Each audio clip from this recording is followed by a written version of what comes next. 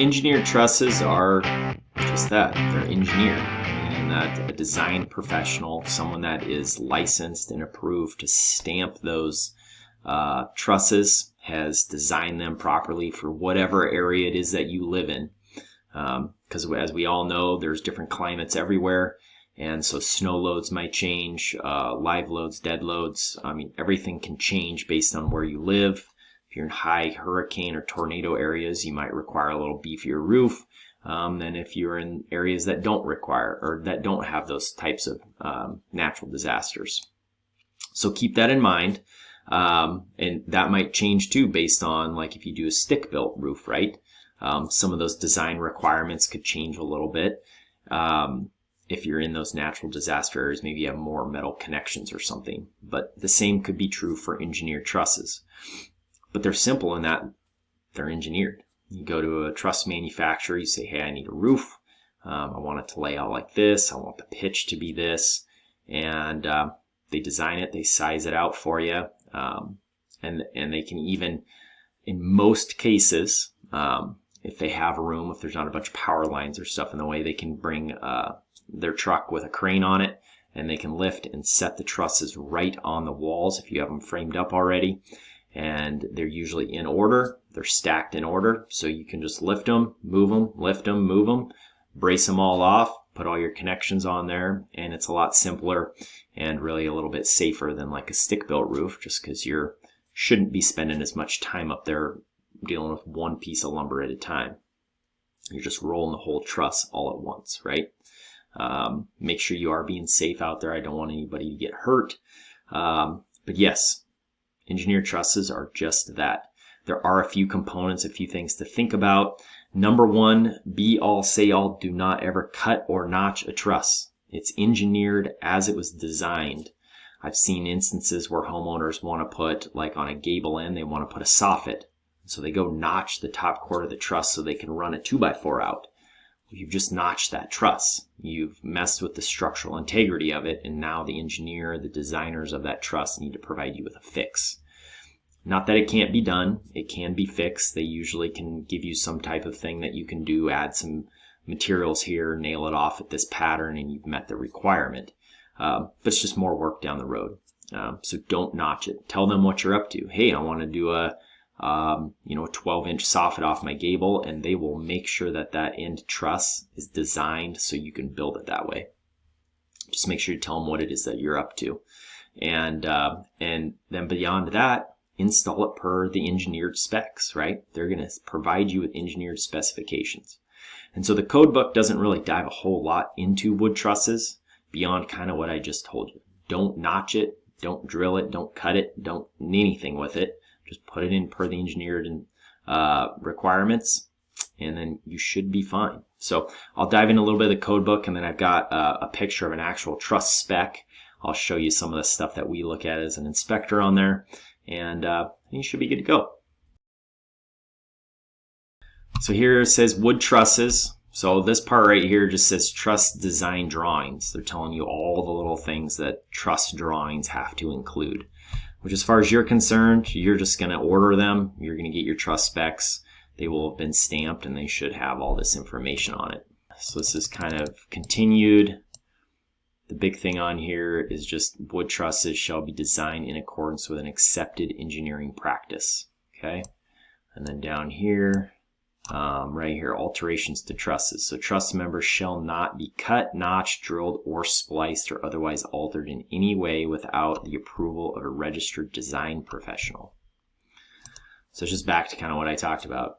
Order your trusses, just don't notch them, don't mess with them, install them per your engineered specs. Pretty simple, right? So what about when you actually have your trusses and you've got your truss specs? You've laid them out, you've put them at 24 inches on center, you've placed them at whatever was the requirement, okay? What else do you need to think about? Well, first of all, this right here, so this is an A3 truss. It's a common truss. There's 7 of them, and it's a 1-ply. So like a girder truss might be a 2-ply, right?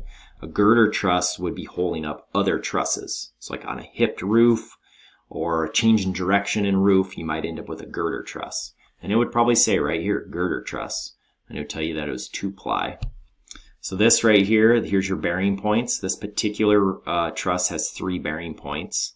I think maybe there's like right here, there might be like an entryway or something. Maybe this is separation from a garage. Maybe that spans over the garage. It could be anything, but these are your bearing points right here, these 3 locations. So a lot of times trusses will span end to end. So it'll just show here, it'll just show here. This particular one will not be there. But things to think about is, come down here into the notes, and it says provide a mechanical connection of truss to bearing plate capable of withstanding 100 pounds uplift. And then it says 2, 10, and 15. So I go up here, and I've got 2. I'm at the 2 point, I'm at the 15 point, and I'm at the 10 point.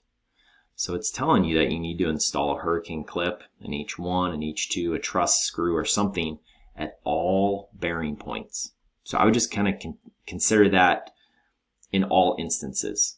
So if you look at your truss specs, I would, without even reading the notes, I would end up putting some type of metal connection at all bearing points. A lot of people miss this interior one. They just assume, oh, I'm going to put it on the exterior walls. I put my hurricane clips in. I'm good to go. Then we show up as an inspector and say, well, your drawings show this.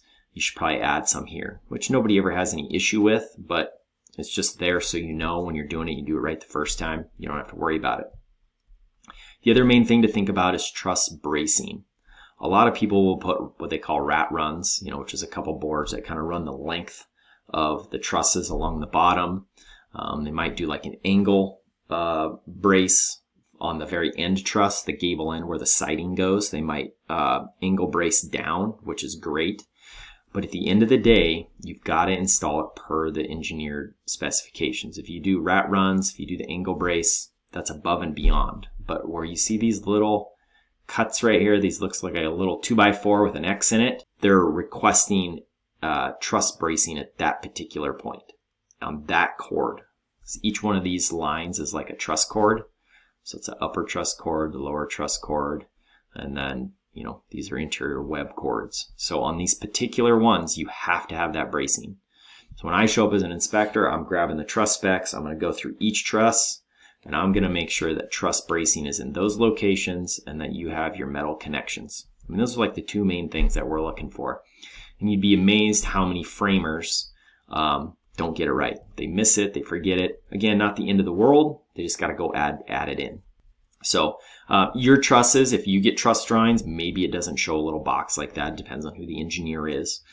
Maybe it's a little X or a little diamond or some type of marking. But you would just scroll down in here to all of the little notes and just see what it tells you, right? It'll tell you in here that you need to provide bracing at the locations given. So that is really the main components when it comes to trusses. They're pretty simple. If you've never done it before, it can be it'd be challenging, right? You got to lift this big truss up. You got to make sure it's braced off, make sure it's level, make sure it's 2 feet on center or whatever it is that they're requiring. Each truss should be marked. So you can see these tags on here. Okay, so that's each truss is marked. So it's telling you, if I hop over here, it says, do not cut or modify the truss like we talked about. And it's telling you what truss it is. It's the A6. So we were looking at that truss spec and it said A3 on it, right? So you could go find A3 once it was laid out and say, oh, okay, I need truss bracing in this particular location. It's telling you it's 9 of 11 in the quantity. See here, 9 of 11. It's 1 ply. Weight is 116. Okay. Actually has the address of it, right? It says before handling, storing, or installing, refer to the BCIS sheets, job site package. So here it's just telling you everything you need to know about that particular truss. Okay, so that's why if you come back over here, you have an A3, so you'd find A3, and you would know that you need to provide truss bracing and connections at those particular points. Let's see here, we've got, it's like an H1 clip. As far as a hurricane clip is concerned, this is an H2.5 right here. I see these a lot. That's what most people in our area use. They don't really use the H1s much anymore. They just use these guys. So truss screw. So these just super long screws that just go up through the bottom of the top plate and into the bottom of the truss. And then here would just be kind of like a standard section detail that you might provide when you get your building permit. They might ask for a section cut. So here they've actually called out composite roofing material over 15-pound felt, 7/16 roof sheathing, manufactured trusses at 24 inches on center. Okay, so manufactured truss, you can see they have an H2.5 Simpson clip right here. Here's your metal connection. You know, pretty straightforward right there, right? When it comes to trusses, there's just not a lot of like intricate components of it, because you're going to set it and you're going to make sure it's installed properly per your specs. Your inspector is going to show up, kind of verify that, and you should be good to go. We talked a little bit about sheathing in the rafter video, but just keep in mind if you're anything under 5/8, you're going to probably want sheathing clips, especially if you're 24 inches on center. 7/16 is what we use a lot in our area, and it kind of bows, you know, when you walk on it, right? Because 7/16 spanning 2 feet, so you're going to want like a truss clip in there. I do have another picture of that I should show you. So here would be an idea of you know, some standard trusses, 24 inches on center. You can see some of the bracing right here, but here are those again, those truss clips, or not truss clips, but sheathing clips, because they're spanning 2 feet. They're using 7/16, not 5/8.